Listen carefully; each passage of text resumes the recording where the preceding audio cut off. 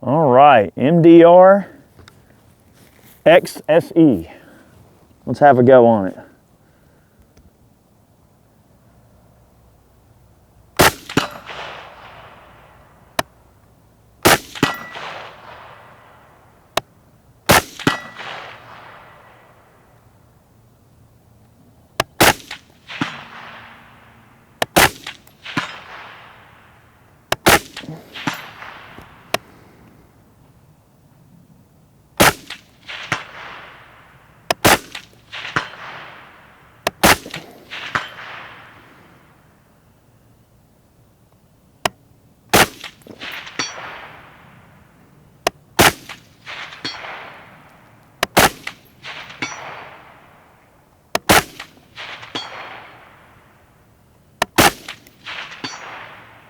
All right, for the gopher, for the win.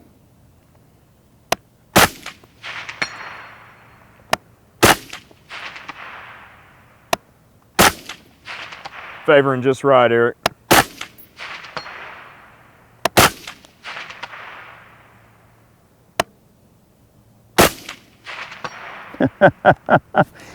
This thing is absolutely beastly. All right, guys, welcome back. This is Eric here with Iraq Veteran 8888.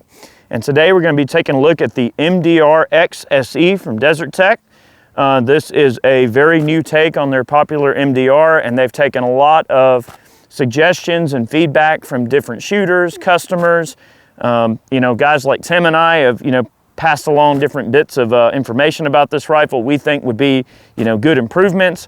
And they've listened to a lot of the customers and made some great improvements to this thing. We're going to go over that a little bit. We are running a Elcan Spectre DR from Optics Planet. Man, what a great optic. This thing's literally got a little prism. You can just flip it over to 1 power and switch between 1 and 4 with the flick of a switch. Really, really clever. It's got illuminated reticle, backup iron sights. This is a high quality piece of glass. The suppressor that we're running is a KG made Hope High K. And we're running a Coltac suppressor wrap to help with our Mirage and everything from the heat. I'm also running Coltac's rear bag here, really handy piece of gear. Dustin's a great dude. Support him, he's a good guy, really good guy. A very good mom and pop company, all right? So let's get back to the Desert Tech MDR itself. Chad has spent a lot of time collecting data, not only meter data, but also getting some groups with this thing. This is a new gun for them for this year, and we've just now gotten a chance to take it out and knock out a video on it. But I'll go over some of the specs and some of the changes that they've made, and then we'll shoot it a little bit more here. I do have a cheat sheet because it's a lot of info, and I can't remember all this off the top of my head.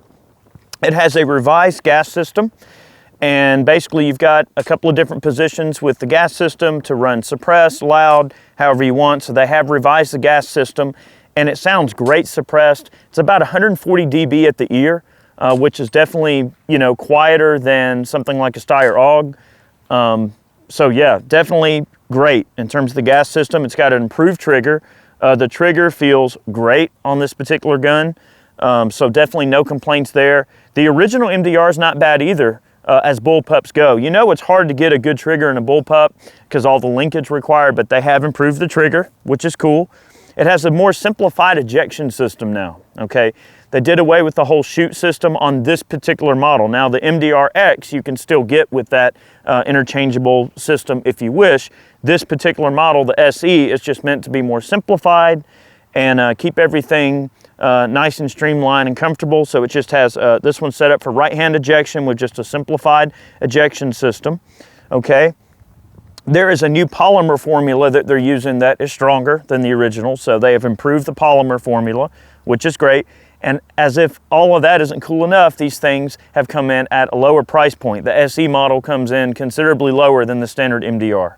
That was one complaint, not really complaint, but bit of a suggestion that they got from a lot of users is that the rifles are a little bit expensive on the upper end.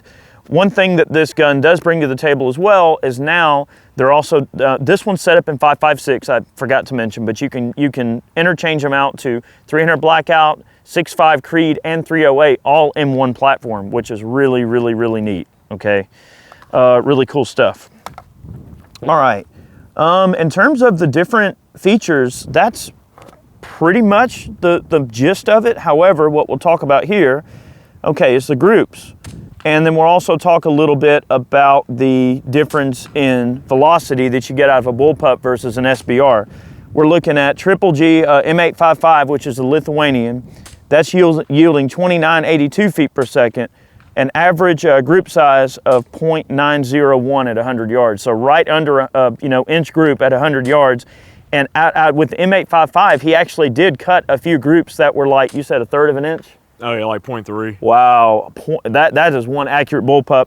69 grain federal gold medal match. He was getting 2675 feet per second, an average of 0.88 inch on our group size. So the gold medal match shot better than the M855, but man, not by much of a margin though. Well, that tiny group with M855 is a little bit of an outlier, but that GGG, man, it's just accurate ammo. I'd rather be lucky than good any day, right? I mean, hey, I'll take an outlier. That's completely fine. So the MDRX SE is definitely holding its own in the accuracy department. One observation that I'll make, and I know Chad will mirror this, is that the 5.56 version seems to shoot a heck of a lot better than the 308 in the accuracy department. Now, both of them are highly functional and very good, okay? It will be really interesting to see what type of stuff we end up doing with other 308 bullpups in the future. I know, Tavor has their 308 bullpup. I wouldn't mind to check that out. Or IWI has their Tavor in 308. I wouldn't mind to check that out. And then I know we've experimented a bit with the Kel-Tec RDB, right?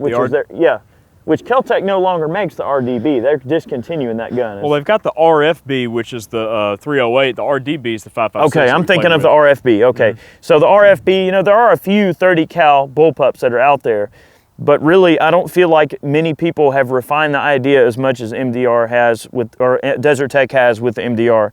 Sorry, it's first video of the day. I'm all over the place, but I'm trying. All right, we got 20 shot PMags here, and we're shooting Lithuanian M855. Take a couple more shots here. I mean, the gun out to 300 yards is most certainly like boringly accurate. Very, very accurate. So I'm gonna shoot it a little bit more. We'll go over some of the controls a little bit too on this gun for those of you that aren't familiar. All right, let me have a little fun here. Let's see if we can hear Mr. Coyote down there. What do you think? Coyote? Yeah. Send it. Right in the boiler room.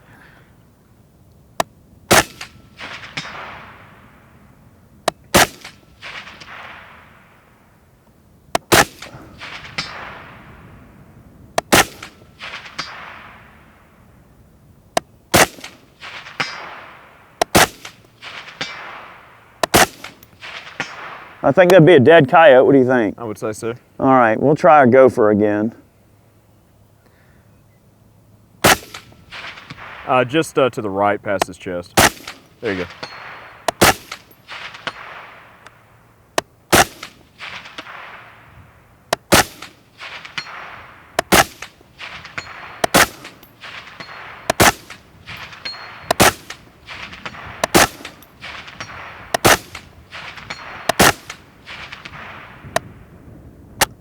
I mean, dude, come on. That thing is accurate as all get out. All right, now, something I want to make mention, and it just happened to me. When you're shooting this thing from the bench, I know it's real common for people want to put their hand under here. I accidentally rode the bolt forward by mistake, okay? The magazine release is located right here, but you can also eject the magazine from right in front of the trigger guard here, which is nice. The safety's ambidextrous and can be located from both sides of the firearm.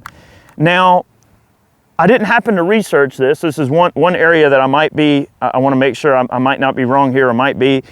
I believe the ejection can still be changed even on the simplified version, right? You can change it to left-hand ejection? You can, yeah. Yeah, it's just a little bit longer of a process than just snapping the little guys loose on the little chutes on the early one. It's got some bolts on there. You just pull the bolts out and just swap the ejection port and then the cover. Your bolt can be worked from both sides of the firearm with the charging handle, okay? You got a full pick rail up here, lots of real estate for different accessories and whatnot. We've got M-lock accessory slots on the fore end, through and throughout.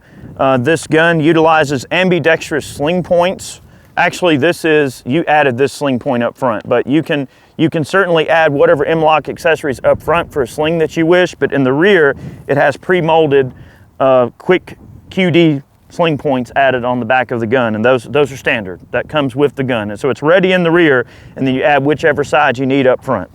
Pretty convenient. The barrel swap is still very intuitive and very quick. No real issues there. I think all in all, you know, it's been a really good gun, and they've been doing a lot of good work to really bring this thing forward, okay? We've been following the MDR for quite a while, and just kind of seeing how it's evolved, and it's come together quite well. I mean, we're hitting a gopher target at 300 yards with a bullpup, with a combat optic, with a 4-power optic. I mean, that says a lot. And then the groups that Chad shot with this thing, he's shooting with a 4-power optic. I mean, that's just insane. Now, granted, Elcan is a wonderful piece of glass. These things just gather light like you wouldn't believe. And the Elcan is a great optic too, because it just perfectly marries with clip-ons and things. It's like the perfect height to run a clip-on, whether you're gonna run a clip-on night vision device or thermal. You've got plenty of real estate up here to run your clip-ons if you wish. That's really cool. That's something we need to experiment with. Now, the only thing I'd be concerned with that is just because the rail's polymer. I don't know about putting like the D-ball or anything like that up there. If you could get if you can get the optic back a little further and mount it on that hard part of the rail on the receiver, I think it'd probably be okay. Yep. But I never tried it. I mean, it might work fine. I think it would. I mean, that's some pretty stout polymer, and remember, they said they improved the polymer formula, so I'm sure it's pretty tough stuff. All right, I'm gonna shoot a couple of more shots here. I mean, gosh, I wish we had time today to take this thing out to like 500-600 yards, but man, at 300, this thing is just flat out shooting. I'm gonna go for that 8-inch popper there, and let's see if we can go 20 for 20 on, on the popper. Oh, no big deal, Eric, yeah. NBG man.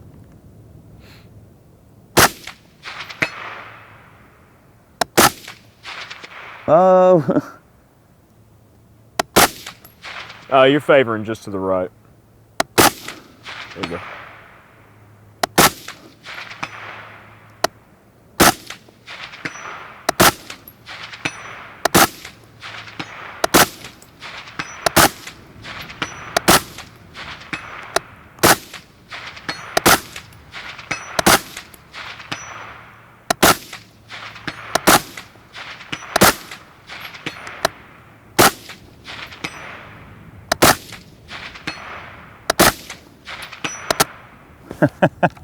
I did the same thing. I rode that that bolt forward a little bit. That's my fault.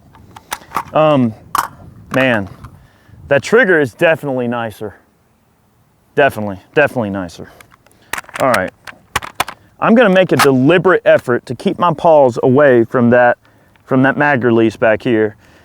You know, I could see where it would be really handy to make a mag change or to drop the, you know, you're making the mag change and putting the fresh mag in and then just pop your hand up and drop the bolt. That is handy.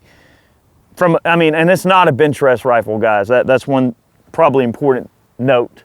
It's not a bench rest rifle. So let me move my hand back and make a deliberate effort to stay out of the way, and let's see if we get that bolt to lock to the rear on the last shot. All right, I'm gonna shoot one more mag here. Trust me, it works. Oh yeah, it is most certainly a error of manual of arms and not the gun. So all right, I'm out of the way, I'm not touching it. Let's see what we get here.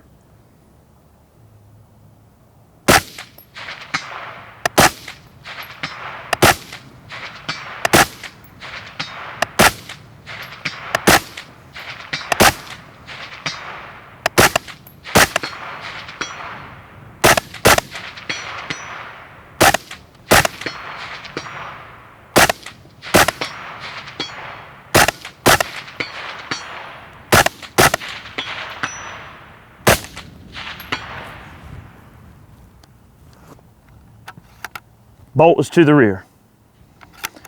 The charging handle is non-reciprocating. It locks into a recess when it's all the way forward. Nice and positive, so it does not move around during firing cycle. So it's normal for the op handle to stay forward. All right, you can see it's just non-reciprocating. We'll lock that to a hard stop. Gun's empty.